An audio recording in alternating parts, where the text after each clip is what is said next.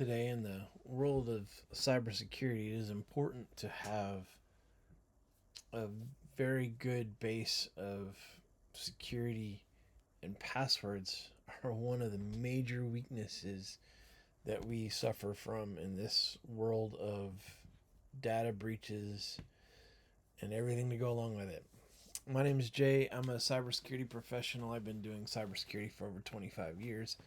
I'm blessed to have been in this profession. I've recently helped some people out in our community with increasing their security posture, and I wanted to kind of talk about why it is password managers or having a secure platform to do password management is needed nowadays.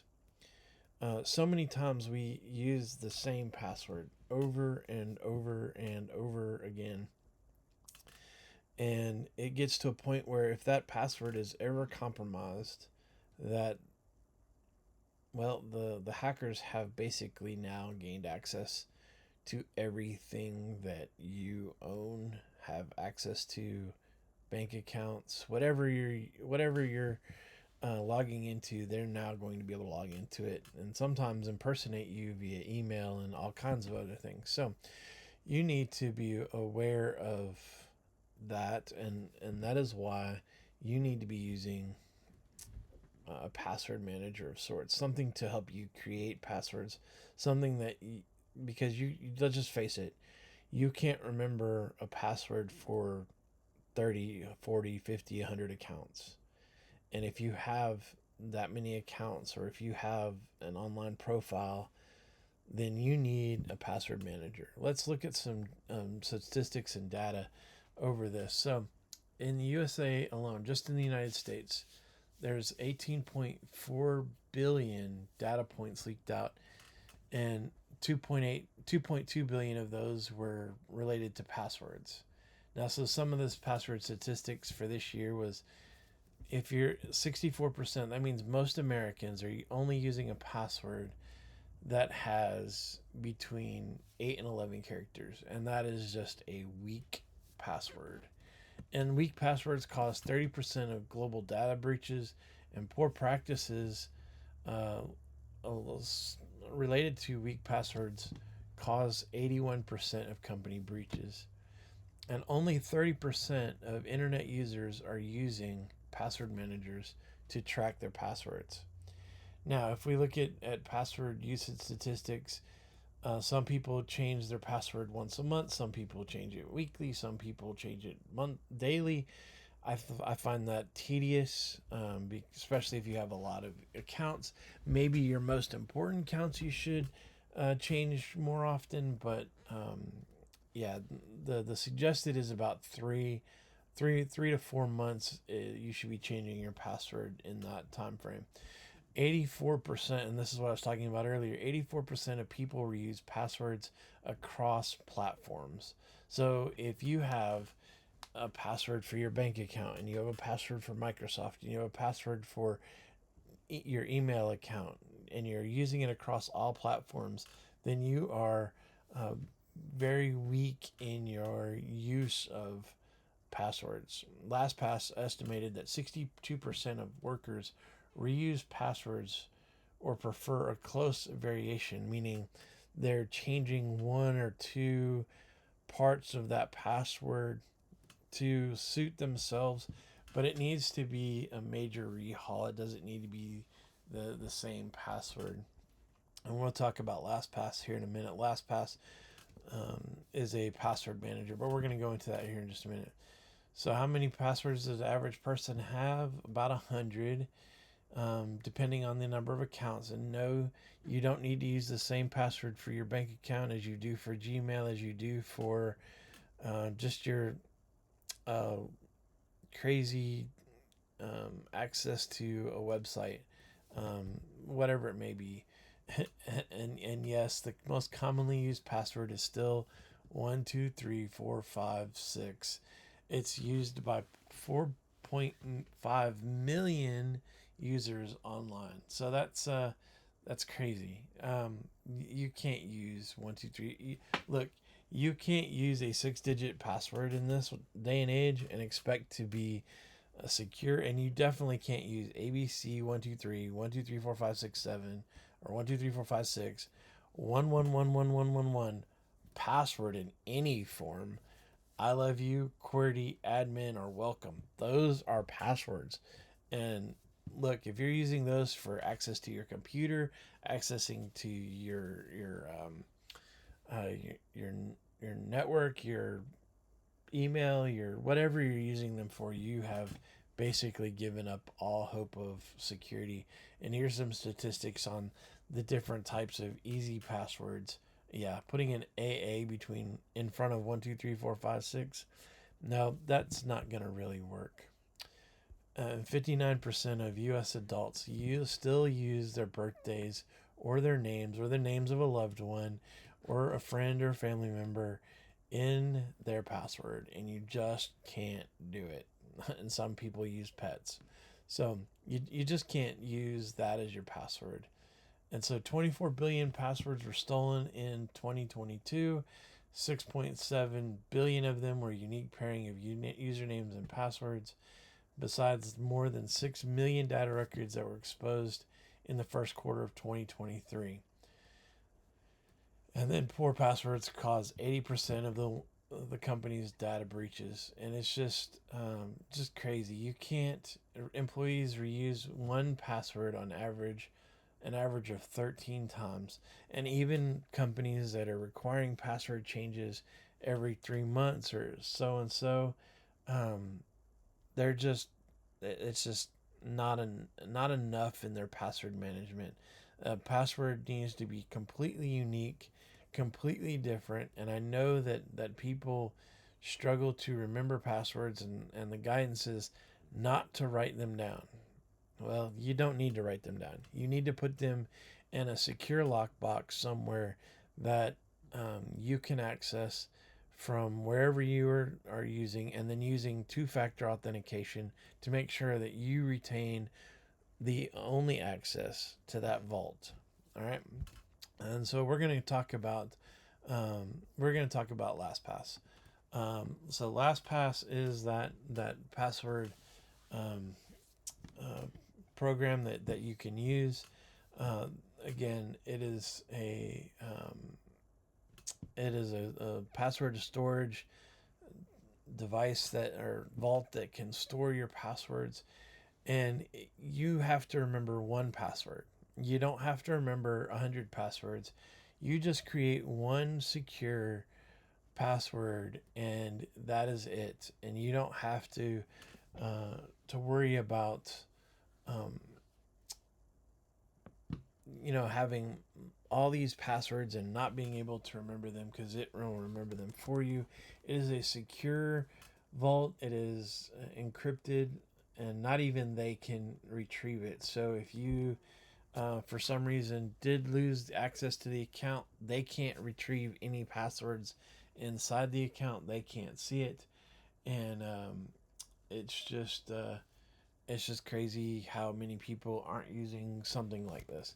So here we go. So to create an account, you're just going to create your account. I'm going to come over here and I'm going to create this for us, and then bring it back here in just a second.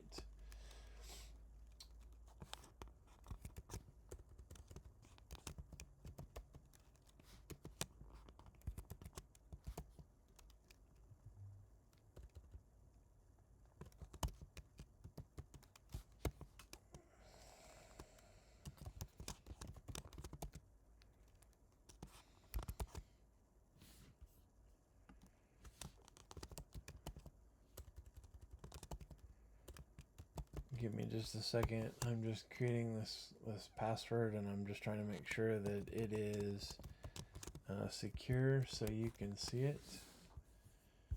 I'm not going to show you the password, but I'm going to show you that um, when you create the account, you can create it very strongly. Oops, didn't.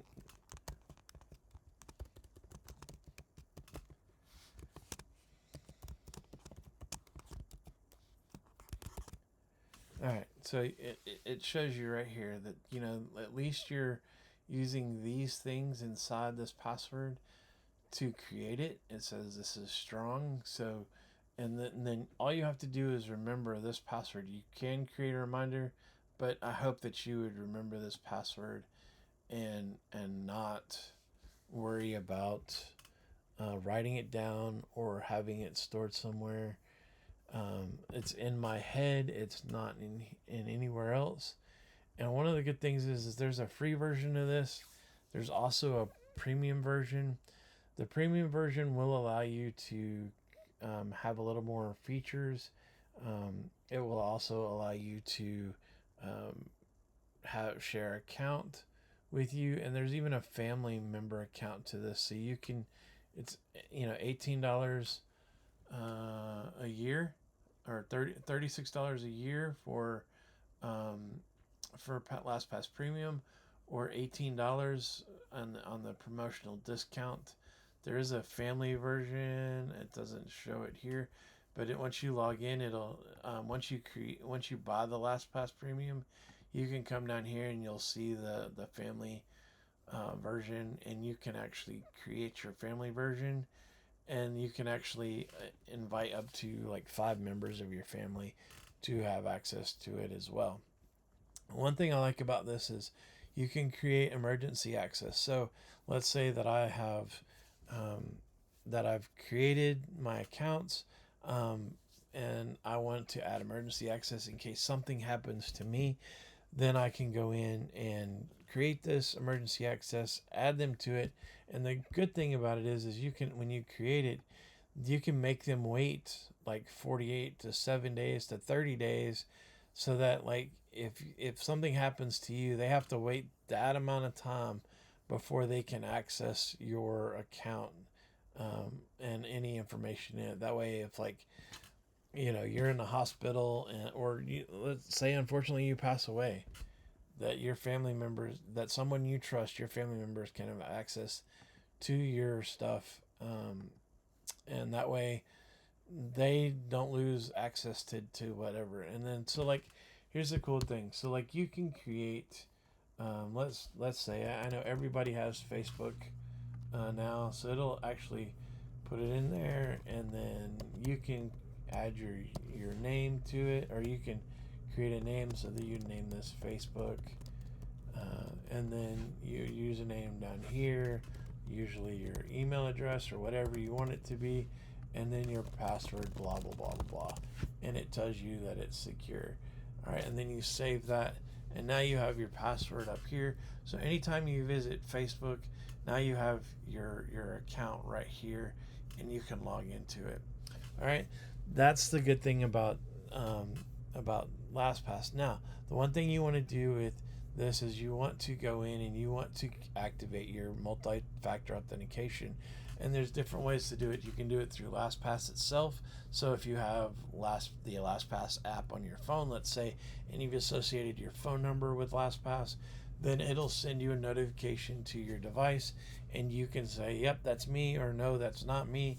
And it creates, it says, it'll allow the device to log in, or it won't allow the device to log in. You can also do it with any of the authenticators, so Google, Microsoft Duo Security, or Yubico one-time password, if you have a YubiKey.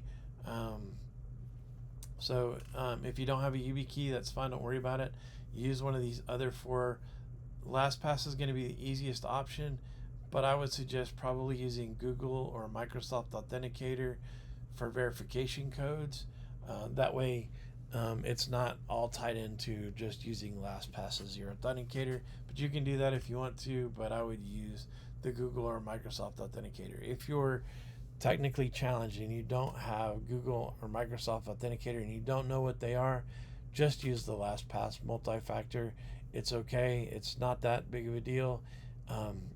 Just the Google and Microsoft authenticators add one layer separated from LastPass that'll help you.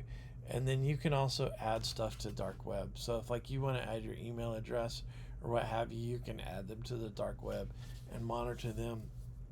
And just use that for doing different things on the dark web, making sure that you're protected, you're safe. You can store these by different categories and different things. So you have a lot of features within LastPass. I wholly suggest it.